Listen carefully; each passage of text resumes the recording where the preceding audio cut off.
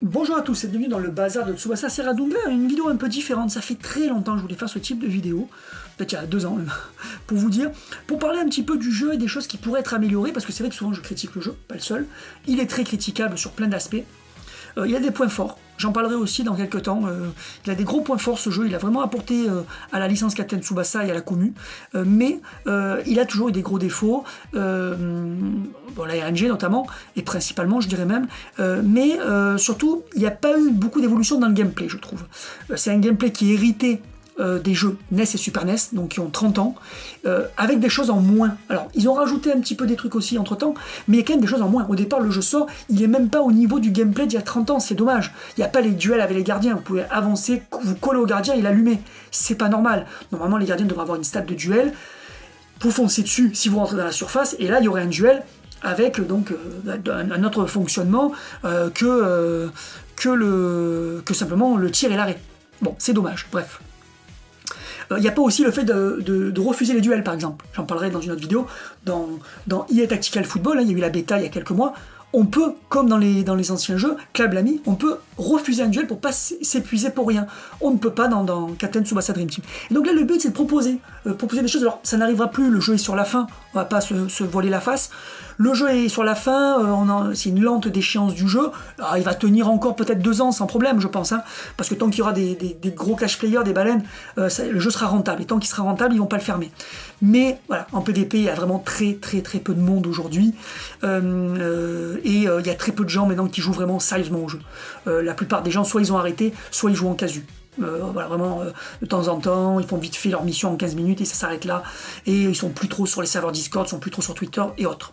Bref, moi je vais vous proposer un peu des idées, n'hésitez pas dans les commentaires des choses. Donc là, c'est la première idée aujourd'hui, c'est les passifs des tacles. Ce que je ne comprends pas, c'est que dans le jeu, on a des passifs pour les tirs.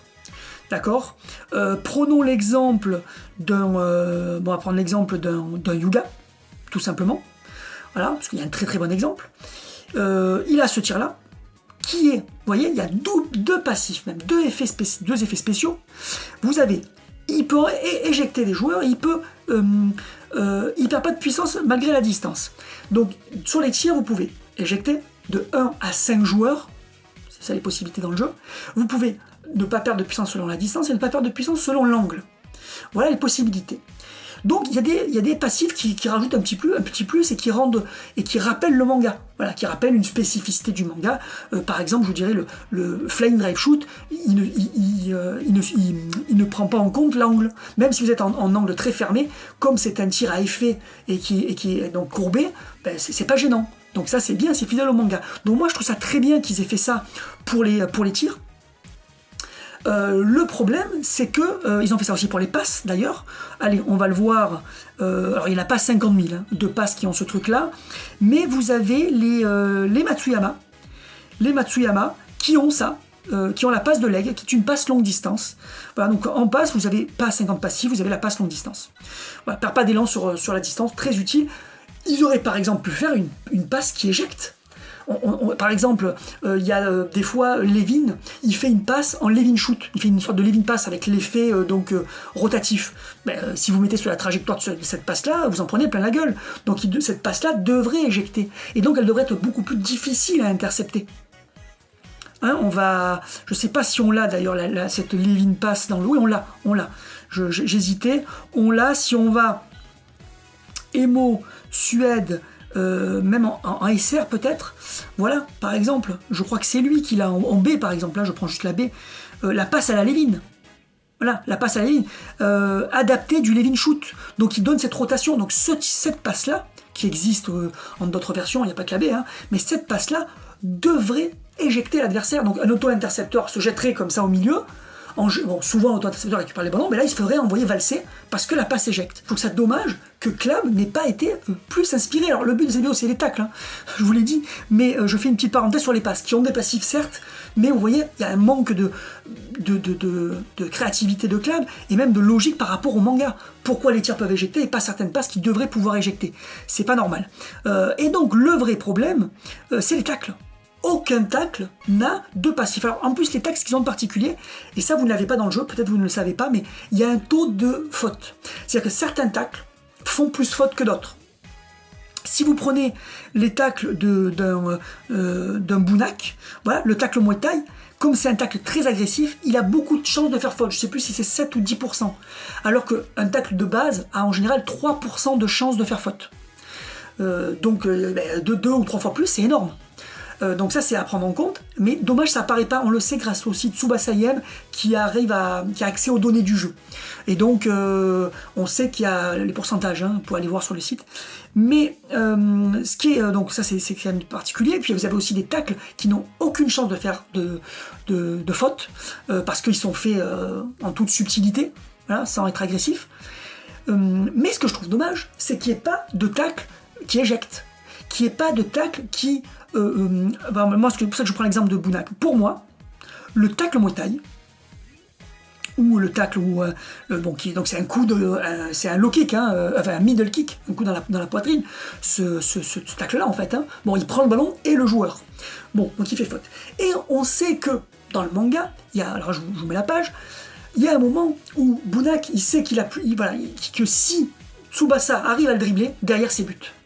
Donc il décide de chercher à faire faute en disant tant pis, je préfère me prendre un carton, mais je veux l'empêcher de marquer à tout prix. Et si je peux le blesser au passage, d'une paire de coups, en plus il sort. Et donc, vous voyez, il va tenter la faute.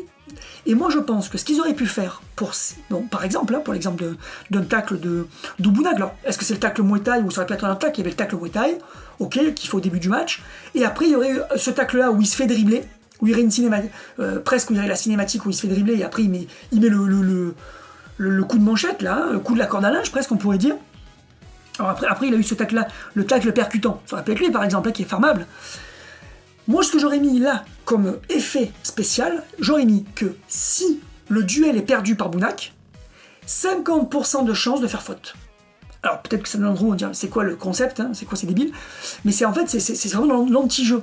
C'est dire bon, vous êtes le dernier défenseur, vous savez que si le joueur vous dribble, il y a beaucoup de chances qu'il marque derrière, comme dans le manga, ben, vous préférez finalement faire faute, pas dans la surface, hein, voilà, vous êtes à 30 mètres des cages, vous préférez l'arrêter quand il arrive et donc pouvoir revenir à une action avec tous vos joueurs en défense, où là votre adversaire devra faire un coup franc de 30 mètres, beaucoup moins de chances de marquer, c'est pas aussi simple que se retrouver en face à face avec le gardien.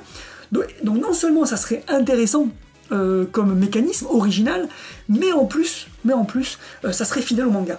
Et alors ça pourrait être un passif, hein, sur Bunak, quand il perd un duel, une chance sur 2 de faire faute, ou une chance sur 3 de faire faute. Donc là, c'est vraiment la faute volontaire.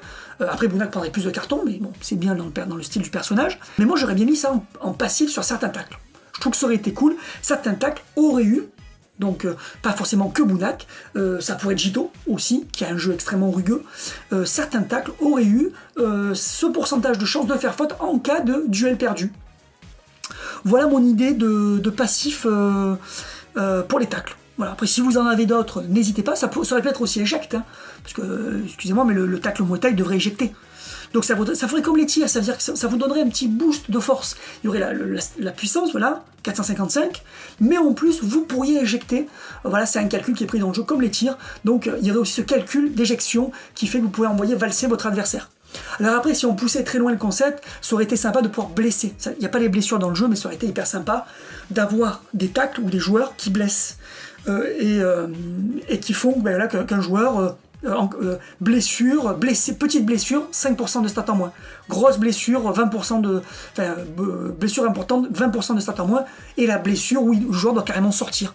Ça aurait rajouté de la subtilité, un peu de frustration aussi, mais du coup, on aurait pu avoir des joueurs qui blessaient l'adversaire. Imaginez un Soda. Soda, c'est quand même le tueur d'as, en théorie. Donc, s'il y a bien un joueur qui aurait dû avoir ce passif, ou des tacles avec le passif, qui blesse, c'est bien lui. Alors, lui, il s'appelle, cisailleur, voilà, le cisailleur de la ligne arrière.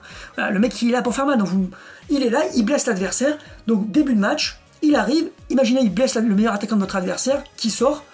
Ben oui, c'est ça, c'est le tueur d'as, c'est lui, alors peut-être qu'il va se faire expulser des fois, etc. Mais si il a viré le meilleur attaquant de votre adversaire, c'est super intéressant. Donc ouais, ça aurait pu être cool aussi. Alors ça aurait pu être tout simplement sur son tacle lame de rasoir, hein. voilà, 20% de chance de blesser l'adversaire. Et après, ou de blesser un petit peu l'adversaire, voilà, ça aurait pu avoir des précisions en fonction du niveau de blessure, mais il y avait des tonnes de choses à faire pour rendre au fil du temps le jeu de plus en plus profond, de plus en plus subtil, mais aussi de plus en plus fidèle au manga. Parce que finalement, la fidélité au manga, ils l'ont un petit peu abandonné au fil du temps. La fidélité visuelle, mais là, les persos n'ont plus rien à voir maintenant avec les persos du manga.